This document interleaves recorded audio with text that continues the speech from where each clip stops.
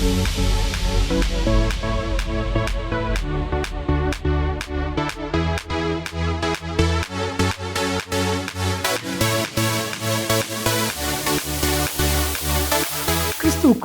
மிகவும் பிரியமானவர்களே, திருமறை தியானம் இந்த நிகழ்ச்சியை நமக்கு வழங்குகிற மதிப்பிற்குரிய டாக்டர் ரெவரண்ட் பால்ராஜ் அதிசயமணி ஐயா மும்பை பட்டணத்தில் மெத்தடிஸ்ட் திருச்சபையினுடைய போதகராய் பணியாற்றி இறைபணியை செய்தவர்கள்.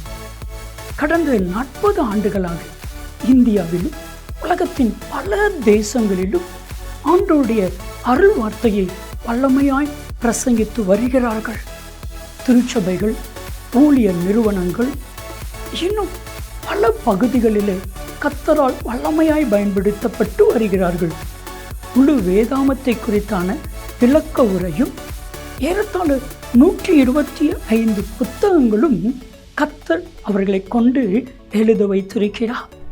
அவர்களுடைய எளிமையான பிரசங்கம், வல்லமை நிறைந்த கர்த்தருடைய வார்த்தை, ஆழமான கருத்துக்கள், வேதாகமத்தினுடைய ஆழமான விளக்க உரைகள் பலாயிரக்கணக்கான லட்சக்கணக்கான மக்களுக்கு மிகவும் பிரோஜனமாக, ரட்சிப்புக்கு ஏதுவாக கர்த்தர் அன்பு ஐயாவை பயன்படுத்தி வருகிறார்.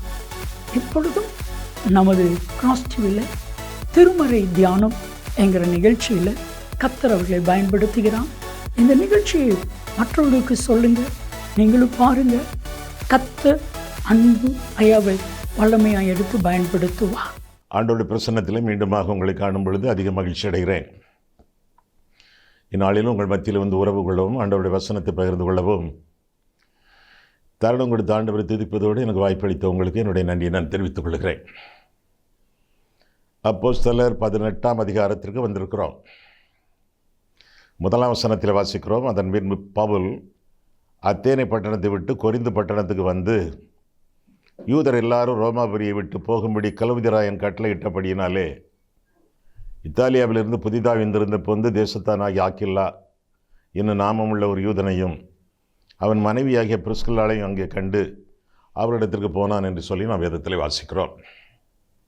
பவுல் ஊழியத்திலே உற்சாகம் இழந்து காணப்பட்ட வேளை, ஏராளமான ஊழியங்கள், மிஷனரி பயணங்கள், ஜபாலயங்களிலே பிரசங்கங்கள், தனிப்பட்ட ஆள் சந்திப்பு, சுவிசேஷம், சத்தியம், இப்படி பலவாறு ஊழியங்களை நடத்தி கொண்டிருந்த பவுலுக்கு கொரிந்துவிலே வந்த உடனே கொஞ்சம் குழப்பம், கொஞ்சம் மனபாரம், வேதனைகள், சோர்வுகள் இதெல்லாம் காணப்பட்டதாக சரியாக அந்த அதிகாரத்தை, முந்தைய அதிகாரங்களை வாசிக்கும் பொழுது நாம் கண்டுகொள்ளலாம். கொரிந்து ஒரு பெரிய பட்டணம், ஒரு வியாபார ஸ்தலம் என்று சொல்லலாம். அது மட்டுமல்ல, விசுவாச துரோகம் மிகுந்து காணப்பட்டது. விக்கிரக வணக்கம், விபசாரம் இதற்கெல்லாம் பெயர் பெற்ற இடமாக காணப்பட்டது. கொரிந்து என்றால் விபசாரம் என்ற அர்த்தம். கொரிந்தியருக்கு எழுதிய நிருபம் என்றால் விபசாரக்காரர்களுக்கு எழுதிய கடிதம் என்று அர்த்தம். அந்த அளவிலே பாவம் மலிவாக காணப்பட்ட ஒரு பட்டணம் கொரிந்து பட்டணம். அங்கே வந்து ஊழியங்களை பவுல் ஆரம்பிப்பதாக பார்க்கிறோம். ஏற்கனவே சோர்வு, இப்பொழுது இப்படிப்பட்ட ஒரு பட்டணம் அங்கே வந்து நிற்கும் பொழுது பவுலுக்கு எப்படி இருக்கும்? பப் அப்படின்னு கேள்விப்பட்டிருக்கீங்களா? ஏறக்குறைய ஒரு விபசார விடுதி தான். தண்ணி அடிச்சுட்டு கிடப்பாங்க ராத்திரி முழுவதும். என்னென்ன பண்ணுறாங்கங்கிறது கடவுளுக்கு தான் வெளிச்சம். பப். ஒரு பப்புக்கு என்ன பேர் வச்சுருக்காங்க தெரியுமா? கொரிந்தியன் கஃபே அப்படி வச்சுருக்காங்க. துணிகரமாக அந்த பெயரை பயன்படுத்தி அந்த கஃபே, அந்த கடை எவ்வளவு தூரம் மாம்சீகத்தில் ஊறி கிடக்கிறது என்பதை காட்டத்தக்கதாக அப்படிப்பட்ட ஒரு பெயரை வைத்திருக்கிறார்கள். சோர்வடைந்த பவுல். மற்ற ஊழியர்களும் சோர்வோடு இருந்திருக்கிறார்கள் என்று சொல்லி நான் வேதத்தை கருத்தாக வாசிக்கும் பொழுது கற்றுக்கொள்ளலாம். மோசே சோர்வோடு இருந்தான் ஒரு காலகட்டத்தில். இந்த மக்களையெல்லாம் நானாக பெற்றேன் என்று சொல்லக்கூடிய அளவில் அவன் சோர்வடைந்திருந்தான். ஆயிப்பட்டணத்திலே படுதோல்வி அடைந்த பொழுது யோசுவா சோர்வடைந்தான் என்று சொல்லி வேதத்திலே வாசிக்கிறோம். சூறைச் செடியின் அடியிலே சுருண்டு கிடந்த எலியா சோர்வற்ற ஒரு மனிதனாக அவனை நாம் காண்கிறோம். ஏசாயா 38ஆம் அதிகாரத்திலே எசேக்கியா ராஜா சோர்வடைந்திருந்தான் என்று சொல்லி பார்க்கிறோம். கண்ணீர் விட்டு அழுதான் என்று சொல்லியும் நாம் காண்கிறோம். யோபு உத்தமன், சன்மார்க்கன், தேவனுக்கு பயப்படுகிறவன், தீமைக்கு விலகுகிறவன். அவனும் சோர்வடைந்து தன்னுடைய பிறந்த நாளை சபிக்கக்கூடிய அளவிலே அவனுக்கு சோர்வு ஏற்பட்டது என்று சொல்லி வேதத்தில் வாசிக்கிறோம். எரேமியா சோர்வடைந்திருந்தான். ஏன்? இயேசுவானவரை சோர்வடைந்திருந்தார், மரணத்துக்கு எதுவான துக்கம் கொண்டிருந்தார் என்று சொல்லியெல்லாம் நாம் வேதத்தில் வாசிக்கிறோம். சோர்வுகள் ஊழியத்தில் சில சமயங்களிலே ஒரு பகுதியாகவே காணப்படுகிறது. ஆனால் சோர்வடைந்தவனுக்கு மிகுந்த சத்துவத்தை உண்டாக்கக்கூடிய தெய்வம் என்று சொல்லி நம்முடைய தேவன் திருமறையில் அழைக்கப்படுகிறார். பவுலுக்கு ஒரு நெருக்கடியான நேரம், ஆங்காங்கு அடிதடிகள், ஆபத்துக்கள், மிரட்டல்கள் எல்லாம் இருந்த ஒரு நேரம், தனித்து விடப்பட்ட ஒரு நிலைமை. அந்த நிலைமையிலே பவுல் அவருடைய ஊழியத்திலே உற்சாகத்தோடு விளங்கினான் என்று சொல்லித்தான் இந்த 18ஆம் அதிகாரம் நமக்கு அறிவிக்கிறது. இந்த அதிகாரத்தை நாம் திரும்ப திரும்ப வாசிக்கும் பொழுது, மீண்டும் மீண்டும் படிக்கும் பொழுது, பண்ணி சிந்திக்கும் பொழுது சோர்வுக்கு மிஞ்சிய ஒரு உற்சாகம், கடவுளுடைய கிருபையினால் நமக்கு கிடைக்கக்கூடிய உற்சாகத்தை பற்றி பார்க்கலாம்.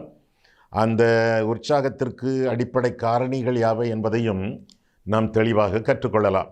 இந்த அதிகாரத்தில் பவுலை பற்றிய 7 விதமான நிலைமைகளை நாம் பார்க்கலாம். 7 விதமான நிலைமைகளிலே 7 விதமான காரணிகள், அவனை உற்சாகப்படுத்தக்கூடிய காரணிகள் இருந்தன என்று சொல்லி இந்த அதிகாரம் நமக்கு கற்றுக் கொடுக்கிறது. நாம் எல்லாம் நம்முடைய ஜீவியத்திலே அல்லது ஊழியத்திலே உற்சாகமாக காணப்பட வேண்டும் என்றால் முதல் காரணி, முக்கியமான காரணி விசுவாசிகள், விசுவாச வீட்டார், விசுவாச நண்பர்கள், விசுவாசிக்கும் ஊழியர்கள், தேவனுக்கு பயந்து திருமறைக்கு பயந்து விசுவாசத்திலே தங்களை காத்து கொள்ளக்கூடிய ஊழியக்காரர்கள், அவர்களெல்லாம் சுற்றி இருப்பார்கள் என்றால் நமக்கு தைரியம். நமக்கு அந்த விசுவாசிகளுடைய சூழ இருக்கக்கூடிய காட்சி, அந்த அனுபவம் நமக்கு தைரியத்தை கொண்டு வரும், சோர்வுகளை எல்லாம் நீக்கும் என்று சொல்லி வேதம் நமக்கு கற்றுக் கொடுக்கிறது. பவுல் சோர்வோடு இருந்த ஒரு அதிகாரம், அதில் அவன் சுடர்விட்டு எழும்பி பிரகாசித்தது எப்படி? விசுவாசிகள்.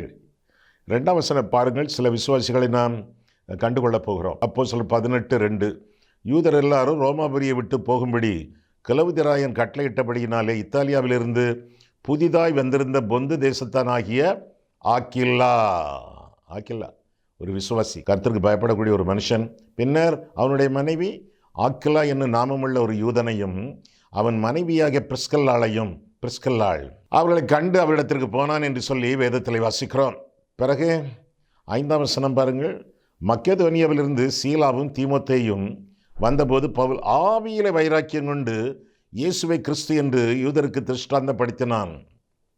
சீலா, தீமோத்தேயு இன்னும் சில விசுவாசிகள். பின்னர் தொடர்ந்து நாம் பார்க்கும் பொழுது 7ஆம் வசனம் முதலாக வாசிக்கையிலே, அவிடத்தை விட்டு தேவனை வணங்குகிறவனாகிய யுஸ்து என்னும் பேருள்ள ஒருவனுடைய வீட்டிற்கு வந்தான், அவன் வீடு ஜெப ஆலயத்திற்கு அடுத்ததாக இருந்தது என்று வாசிக்கிறோம். யுஸ்து. 8ஆம் வசனம், ஜெப ஆலய தலைவனாகிய கிறிஸ்பு என்பவன் தன் வீட்டார் அனைவரோடும் கர்த்தரிடத்தில் விசுவாசம் உள்ளவனானான். கொரிந்தியரில் அநேகரும் சுவிசேஷத்தை கேட்டு விசுவாசித்து ஞானஸ்நானம் பெற்றார்கள் என்று பார்க்கிறோம். எத்தனை பேர்களை நாம் பார்த்தோம். அவர்கள் எல்லாரும் விசுவாசிகள், வளரும் விசுவாசிகள், பவுலை சூழ்ந்திருந்தவர்கள். அவர்களுடைய கூட்டுறவு, அவர்களுடைய ஐக்கியம் அவனை பலப்படுத்தியது. சோர்வு நீங்கி அவன் சுகத்தோடும் பலத்தோடும் ஆரோக்கியத்தோடும் ஆண்டவருக்கு ஊழியம் செய்ய அடிகொலியது என்று சொல்லி வேதத்தில் வாசிக்கிறோம். நம்முடைய தெய்வம் பிதாவானவர், குமாரனானவர், பரிசுத்தாவியானவர் சோர்வுகளை நீக்கக்கூடிய தெய்வம் என்று சொல்லி வேதத்தில் வாசிக்கிறோம். பிதா ஆறுதலின் தெய்வம் என்று சொல்லி அவரை குறித்து வேதத்தில் வாசிக்கிறோம். பிறகு குமாரன் இளைப்பாறுதல் தருகிறவர் என்று வேதம் நமக்கு சொல்லுகிறது. பரிசுத்தாவியானவர் தேற்றரவாளன், தேற்றுகிறவர், ஆறுதல் படுத்துகிறவர் என்று அர்த்தமாம். ஆக பிதா, குமாரன், பரிசுத்தாவியானவர் தேற்றுகிறவர், ஆறுதல் படுத்துகிறவர், சோர்வான சூழ்நிலைகளிலே நமக்கு சுகத்தை கொடுத்து சத்துவத்தை கொடுத்து நம்மை காத்துக்கொள்ளுகிறவர் என்று சொல்லி வேதம் நமக்கு கற்றுக் கொடுக்கிறது. விசுவாசிகள் எல்லாரும், சகோதரர்கள் எல்லாரும் ஒரே சரீரத்தில் இருப்பதினாலே, கிறிஸ்துவின் சரீரத்தில் இருப்பதினாலே அவர்கள் சோர்வின்றி சுகத்தோடும் பலத்தோடும் ஆண்டவருக்கு மகிமையாக வாழ முடியும், வழிபட முடியும், ஆண்டவருடைய வேலையை செய்ய முடியும். எனவே வேதம் சொல்கிறது, ஒருவர் பாரத்தை ஒருவர் சுமந்து என்று கலாத்தியர் 6ஆம் அதிகாரம் 2ஆம் வசனத்தில் வாசிக்கிறோம். ஒருவர் பாரத்தை ஒருவர் சுமந்து வாழ வேண்டியது நம்முடைய கடமை. அப்படி ஒற்றுமையோடு ஒப்புரவோடும் ஒருமைப்பாட்டோடு ஜீவிக்கும் பொழுது ஆறுதல் உண்டு, ஆனந்தம் உண்டு, ஆண்டவருக்கு மகிமையாக வல்லமையோடும் பலத்தோடும் ஊழியங்கள் செய்ய முடியும். 133ஆம் சங்கீதம் உங்களுக்கு தெரியுமா? ஆரோகண சங்கீதம். ஆரோகணம்னா உயர்வு என்ற அர்த்தம். உயர்வான ஒரு இடத்திற்கு, வாழ்க்கையிலே உயர்ந்த ஒரு இடத்திற்கு நம்மை கொண்டு போகக்கூடிய சங்கீதங்களிலே ஒன்று. சங்கீதங்களா? ஆமாம், 120ஆம் சங்கீதத்திலிருந்து 134ஆம் சங்கீதம் வரை ஆரோகண சங்கீதங்கள். தாழ்வான ஒரு இடத்திலிருந்து கிறிஸ்தவ வாழ்க்கையிலே, விசுவாச ஜீவியத்திலே உயர்வான ஒரு இடத்திற்கு கொண்டு போகக்கூடிய 15 சங்கீதங்கள். அந்த சங்கீதங்கள் அவற்றில் ஒன்று 133ஆம் சங்கீதம். என்ன சங்கீதம் அது? இதோ, சகோதரர் ஒருமித்து வாசம் பண்ணுகிறது எத்தனை நன்மையும் எத்தனை இன்பமுமானது. அது ஆரோனுடைய சிரசின் மேல் ஊற்றப்பட்டு அவன் தாடியிலே வடிகிறதும் அவன் அங்கிகளின் மேல் இறங்குகிறதுமான நல்ல தைலத்துக்கும் எர்மோன் மேலும் சீயோன் பர்வதங்கள் மேலும் இறங்கும் பனிக்கு ஒப்பாயிருக்கிறது. அங்கே கர்த்தர் என்றென்றைக்கும் ஆசீர்வாதத்தையும் ஜீவனையும் கட்டளையிடுகிறார் என்று சொல்லி வேதம் நமக்கு கற்றுக் கொடுக்கிறது. மனித உறவுகளிலே, கிறிஸ்தவ ஜீவியத்திலே ஆசீர்வாதத்தோடு வாழ வேண்டும் என்றால் ஐக்கியம் அவசியம் என்று சொல்லி வேதம் நமக்கு கற்றுக் கொடுக்கிறது. ஆக பவுலுடைய சோர்வை நீக்கி அவனை சுகப்படுத்தக்கூடிய முதல் முக்கிய காரணி விசுவாசிகள். விசுவாசிகளின் கூட்டம். பல விசுவாசிகளின் பெயர்களை நாம் பார்த்தோம். இரண்டாவதாக அவனுக்குள்ளாக ஆண்டவர் வைத்திருக்கக்கூடிய வைராக்கியம், zeal. He was a zealous person. வைராக்கியம், பக்தி வைராக்கியம். 5ஆம் வசனம் பாருங்கள். அப்போஸ்தலர் 18:5. மக்கெதோனியாவிலிருந்து சீலாவும் தீமோத்தேயும் வந்தபோது பவுல் ஆவியில வைராக்கியம் கொண்டு இயேசுவை கிறிஸ்து என்று யூதருக்கு திருஷ்டாந்தப்படுத்தினான் என்று வாசிக்கிறோம். யூதர்களுக்கு இயேசுதான் கிறிஸ்து. கிறிஸ்துனா மேசியா என்று அர்த்தமாம். ஆக கிறிஸ்து இயேசு என்று சொல்லி இயேசுவை அவர்களுக்கு மகிமைப்படுத்தி விளக்குவதாக பார்க்கிறோம். யூதர்கள் தேவனை வணங்கினார்கள், யூதர்கள் இயேசுவை கொலை செய்தார்கள். அதனால்தான் ஆண்டவர் சொன்னார், தேவனிடத்திலும் விசுவாசமாயிருங்கள், என்னிடத்திலும் விசுவாசமாயிருங்கள் என்று கற்பித்தார்.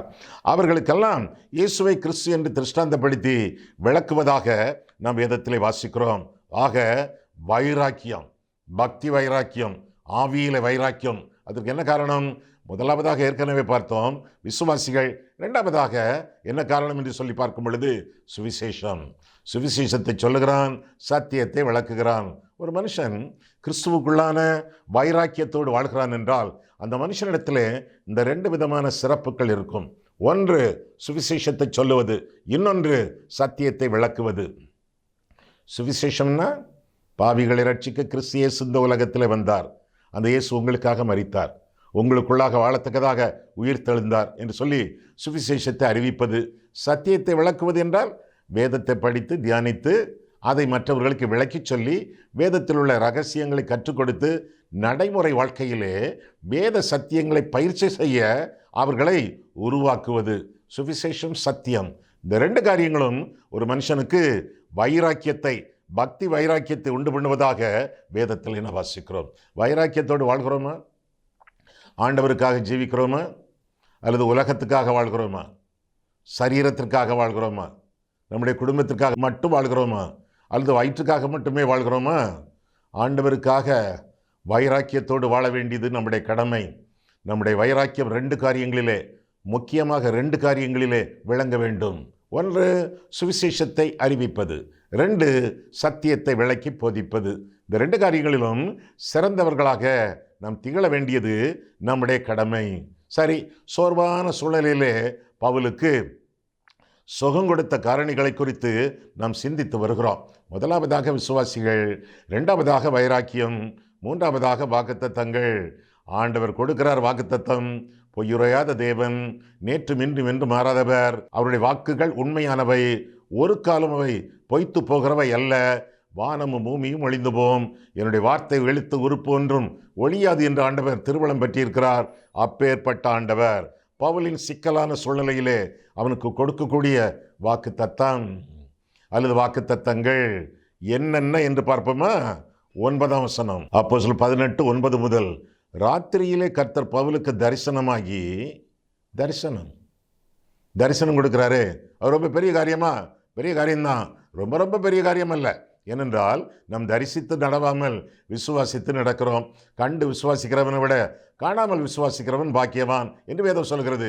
ஆண்டோட சித்தப்படி, அவருடைய திட்டப்படி ஒரு தரிசனத்தை கொடுத்து பவுலை உற்சாகப்படுத்த, அது மட்டுமல்ல, தாம் சொல்லக்கூடிய வாக்குத்தத்தங்களை அவன் நம்பி விசுவாசித்து வாழ இந்த வாக்குத்தத்தங்களை ஆண்டவர் அருள்வதாக பார்க்கிறோம்.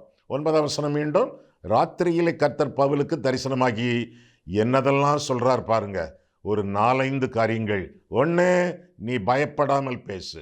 2, மௌனமாக இராதே. 3, நான் உன்னுடனே கூட இருக்கிறேன். 4, உனக்கு தீங்கு செய்யும்படி ஒருவன் உன்மேல் கைபடுவதில்லை.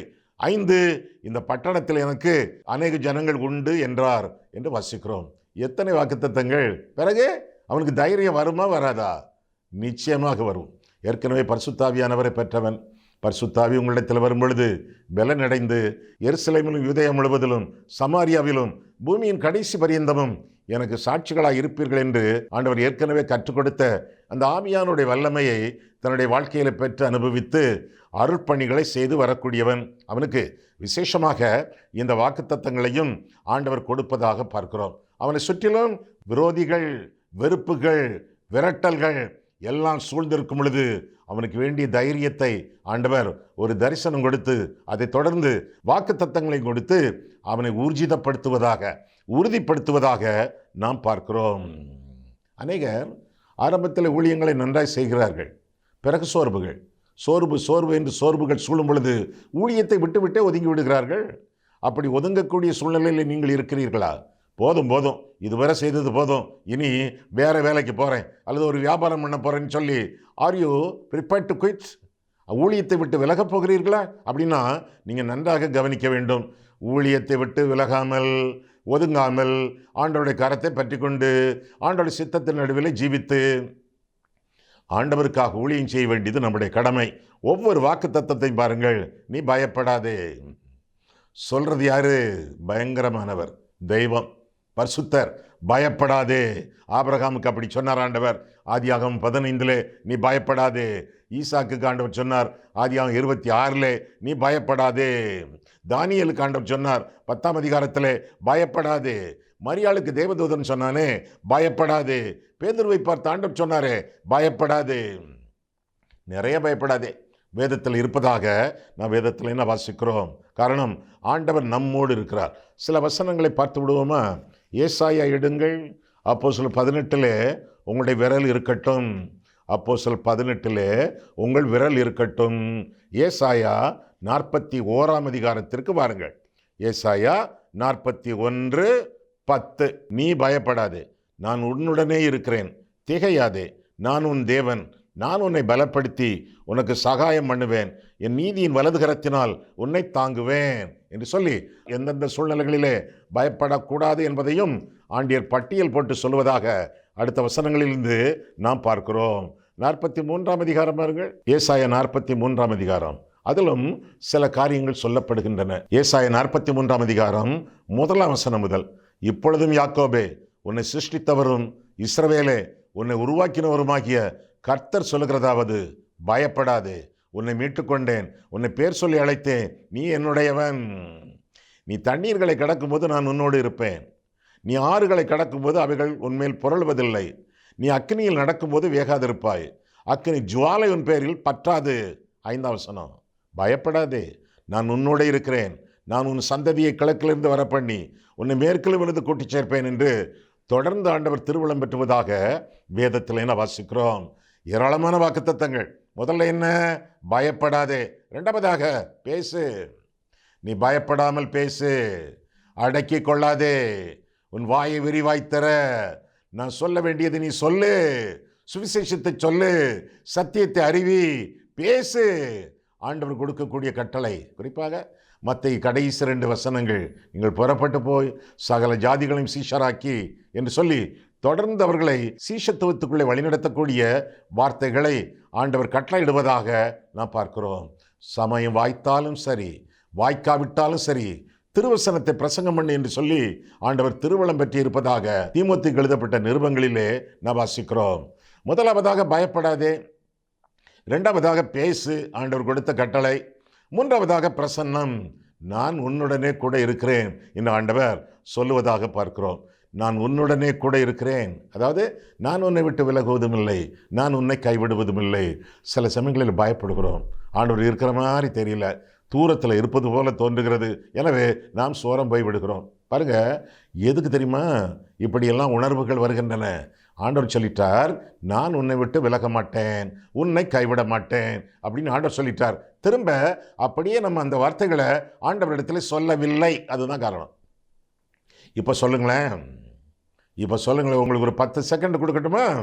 ஆண்டவர் சொன்ன அதே வார்த்தைகளை ஆண்டவரிடத்தில் சொல்லுங்களேன். ஆண்டவரே, நானும் உம்மை விட்டு விலகுவதில்லை, நானும் உம்மை கைவிடுவதில்லை.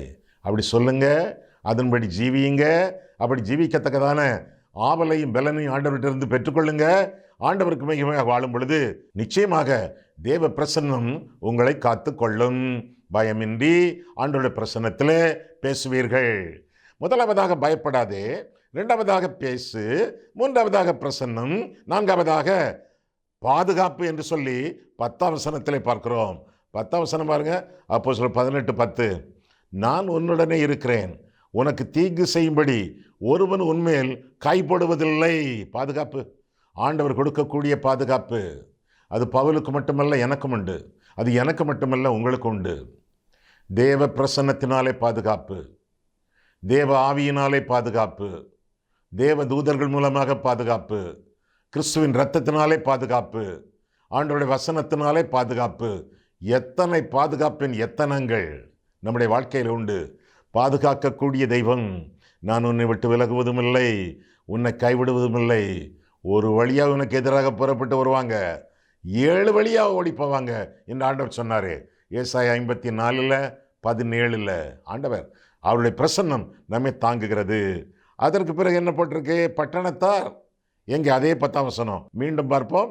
நான் உன்னுடனே கூட இருக்கிறேன், உனக்கு தீங்கு செய்யும்படி ஒருவன் உன்மேல் கைப்படுவதில்லை.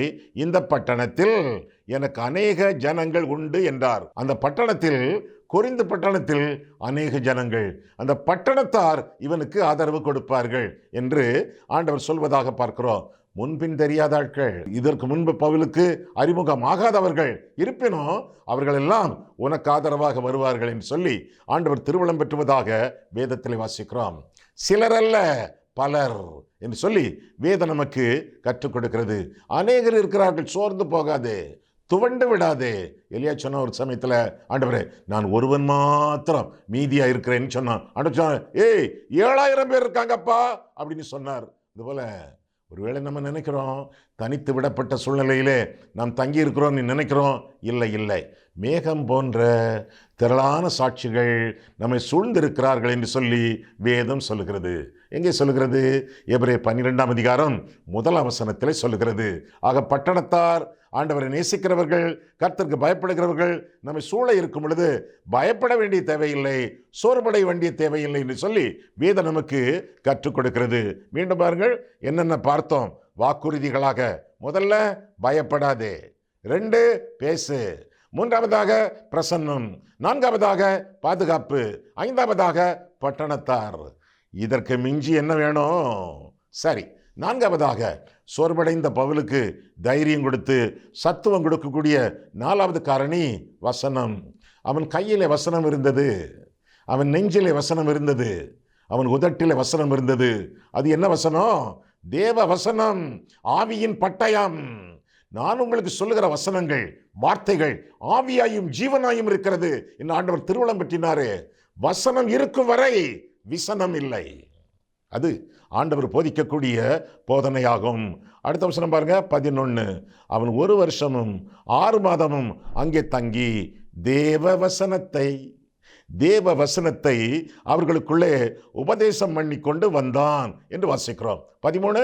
இவன் வேத பிரமாணத்திற்கு விகற்பமாய் தேவனை சேவிக்கும்படி மனுஷருக்கு போதிக்கிறான் என்றார்கள். 15.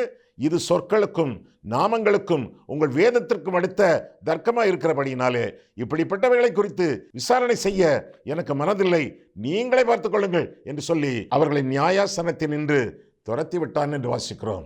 பவுலுக்கு அவனுடைய வாழ்க்கை முழுவதும், அவனுடைய இருதயம் முழுவதும், அவனுடைய வாய் முழுவதும் வேத வசனத்தினாலே நிறைந்த மனுஷன். அதை சொல்ல சொல்ல அவனுக்கு வல்லமை, சத்துவம் பெருகிற்று என்று சொல்லி வேதத்திலே வாசிக்கிறோம். வசனம் உங்களுடைய இருதயத்தில் உண்டா? வாயில உண்டு, அப்பப்போ சொல்றீங்க. இருதயத்தில் வசனம் நிறைந்தவர்களாக வாழ்கிறீர்களா? ஐயா, அது எப்படி சாத்தியமா? நிச்சயமா சாத்தியம். 119 சங்கீதம் 11 வசனத்தில் வாசிக்கிறோம், உமக்கு விரோதமாய் நான் பாவம் செய்யாதபடிக்கு உம்முடைய வாக்கை என் இருதயத்திலே வைத்து வைத்தேன். என்ன அர்த்தம்? குவித்து வைத்தேன். நிறைய வசனங்களை மனப்பாடம் பண்ணி என் இருதயம் பூரா நிரப்பி வைத்திருக்கிறேன். அப்போ அந்தந்த சூழ்நிலைகளிலே, சத்துவம் இல்லாத சூழ்நிலைகளிலே, சோதனை வயப்படக்கூடிய சூழ்நிலைகளிலே இந்த ஆவியின் பட்டயம் திருவசனம் இருதயத்தில் எழும்பி வாய் மூலமாக வரும் பொழுது, விசுவாச அறிக்கையாக அது மாறும் பொழுது வல்லமை உண்டு, சத்துவம் பெருகும் என்று சொல்லி வேதத்திலிருந்து விளங்கிக் கொள்ளுகிறோம். 5வதாக விசாரணை. யாரோ ஒரு மனுஷன், பவுலுக்கு தெரியாத ஒரு மனுஷன், ஒரு அதிகாரி விசாரணைக்கு வருகிறான். அந்த மனுஷன் யாரோ ஒரு மனுஷனாக இருந்தாலும் ஆண்டவர் நியமித்த ஒரு மனுஷன் திடீரென்று முளைத்து வருகிறான். அவன் பவுல் சத்துவம் அடையக்கூடிய அளவில், பாதுகாப்பு அடையக்கூடிய அளவில் பாதுகாக்கக்கூடிய ஒரு மனுஷனாக மாறுகிறான். எங்கே? 12ஆம் வசனம் பாருங்க. அப்போஸ்தலர் 18:12. கல்லியோன் என்பவன், யார் இந்த ஆளு? யாருக்கு தெரியும்? கல்லியோன் என்பவன் அகாயா நாட்டிற்கு அதிபதியான போது, அதிபதினா கவர்னர் மாதிரி, அதிபதியான போது யூதர்கள் ஒருமனப்பட்டு பவுலுக்கு விரோதமாய் எழும்பி அவனை நியாயாசனத்துக்கு முன்பாக கொண்டு போய், இவன் வேத பிரமாணத்துக்கு விகற்பமாய் தேவனை சேவிக்கும்படி மனுஷருக்கு போதிக்கிறான் என்றார்கள். பவுல் பேசுவதற்கு எத்தனை படுகையில் கல்லியோன், இந்த ஆளுதான் கல்லியோன், யூதரை நோக்கி, யூதர்களே, இது ஒரு அநியாயமாய் அல்லது பொல்லாத நடக்கையாய் இருக்குமையானால் நான் உங்களுக்கு பொறுமை செவி கொடுப்பது நியாயமாய் இருக்கும். ஆனால் இது சொற்களுக்கும் நாமங்களுக்கும் உங்கள் வேதத்துக்கு அடுத்த தர்க்கமாக இருக்கிறபடினாலே இப்படிப்பட்டவர்களை குறித்து விசாரணை செய்ய எனக்கு மனதில்லை, நீங்களே பார்த்துக்கொள்ளுங்கள் என்று சொல்லி அவர்களை நியாயஸ்தானத்திலிருந்து துரத்தி விட்டான் என்று வாசிக்கிறோம். பவுலுக்கு பாதுகாப்பு. எதிரிகள் எல்லாம் துரத்தப்பட்டார்கள். யாரால்? யாரோ ஒரு மனுஷன், கல்லியோன் என்று பெயர், அதிபதியாக வந்தவன். அவர்களுடைய எதிர்ப்புகளுக்கு, பவுலுக்கு விரோதமாக அவர்கள் சாட்டிய குற்றச்சாட்டுகளுக்கு அவன் சொல்லி செவி கொடுக்காமல் துரத்தி விட்டான் என்று சொல்லி வேதத்தில் வாசிக்கிறோம். சில சமயங்களிலே நம்முடைய விசுவாச வாழ்க்கைக்கு, விசுவாச ஊழியத்திற்கு எதிர்ப்பு வரும் பொழுது யாரையோ ஒருத்தரை ஆண்டவர் அனுப்பி, அல்லது ஒரு கூட்டத்தை அனுப்பி, அல்லது ஒரு சட்டத்தை அனுப்பி நம்மை ஆண்டவர் பாதுகாத்து கொள்ள வல்லவராக இருக்கிறார் என்று சொல்லி வேதத்தில் வாசிக்கிறோம். எத்திரோ என்றால் யார் என்று உங்களுக்கு தெரியுமா?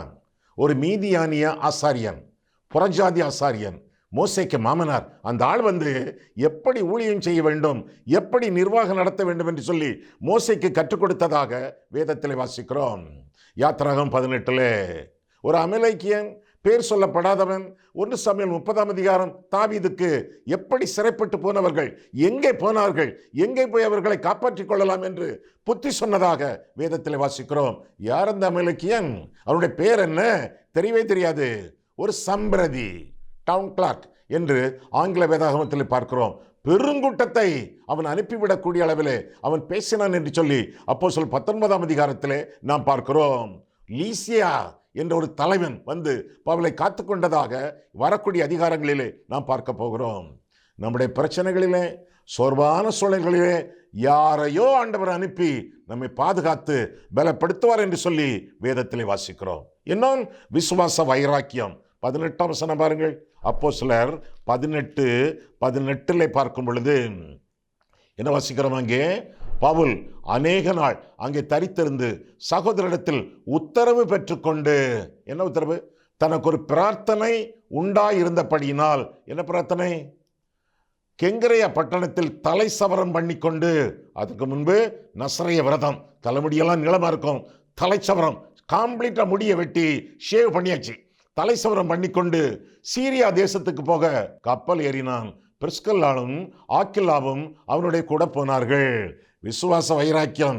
இதுவரை யூதன் என்று யூதனாக வாழ்ந்தது போதும், நசரேய விரதத்தை அனுசரித்தது போதும், இன்று முதல் கம்ப்ளீட்டா இந்த அம்பலிக்கல் காடுன்னு சொல்வாங்களே, தொப்புள் கொடி, அதை அறுத்தது மாதிரி இந்த முடி இனி எனக்கு வேண்டாம், நான் யூதன் அல்ல, நான் கிறிஸ்தவன், சீஷன் என்று சொல்லி ஒரு முற்றிலுமாக தன்னுடைய பழைய வாழ்க்கைக்கு முற்றுப்புள்ளி வைத்ததாக அவனுடைய விசுவாச வைராக்கியத்தை நாம் காண்கிறோம்.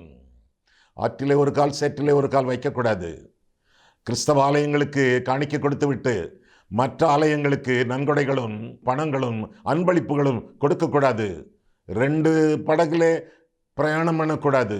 2 பேருக்கு சேவகம் பண்ணக்கூடாது. தேவனை வணங்கி தேவர்களை வணங்கக்கூடாது. ஆற்றிலே ஒரு கால், சேற்றிலே ஒரு கால், அது அல்ல விசுவாச வாழ்க்கை.